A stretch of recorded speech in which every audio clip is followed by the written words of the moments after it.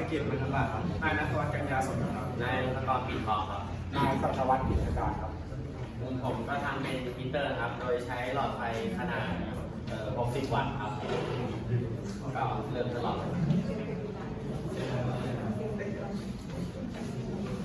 ลิง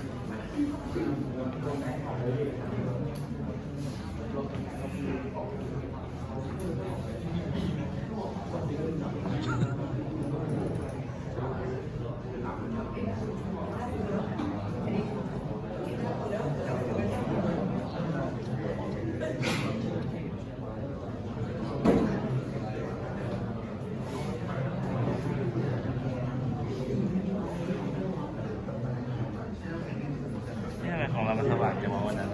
นี่มันไม่ดูห้องมันสว่าง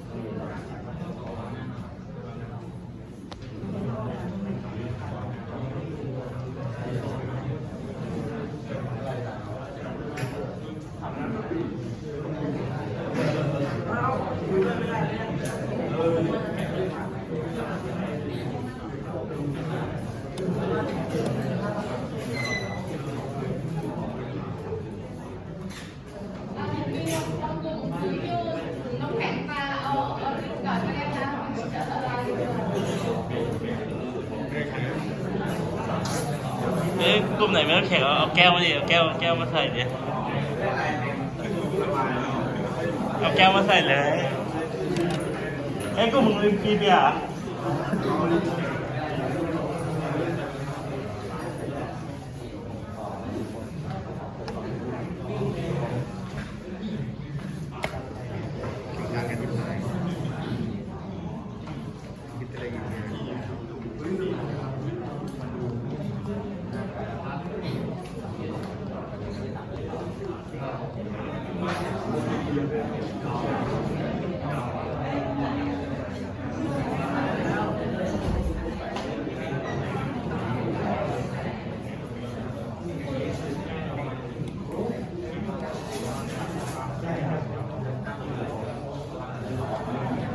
ได้ยินที่อะไรอยู่ไกลขนาดนี้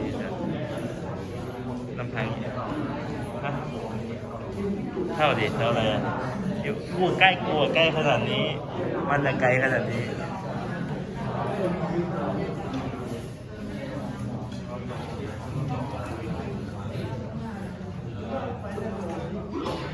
ฟังธรรมดาไมค์ไอโฟนไม่ยังต้องพูดเสียงดังขนาดไม่ได้พูดไม่เข้า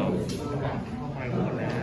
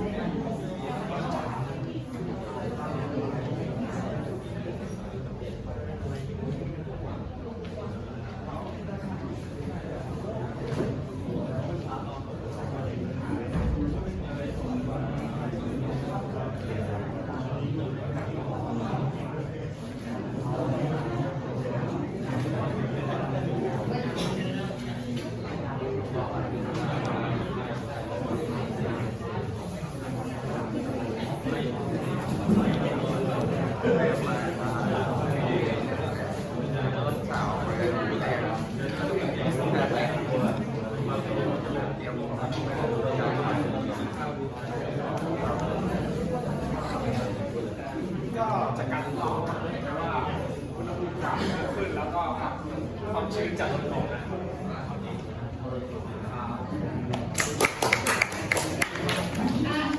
อีกสักครู่ก่อนจะเบรกนะน้ำแข็งเนี่ย ตอนนี้กดสต็อปเลยว่ะกดหยุดเลย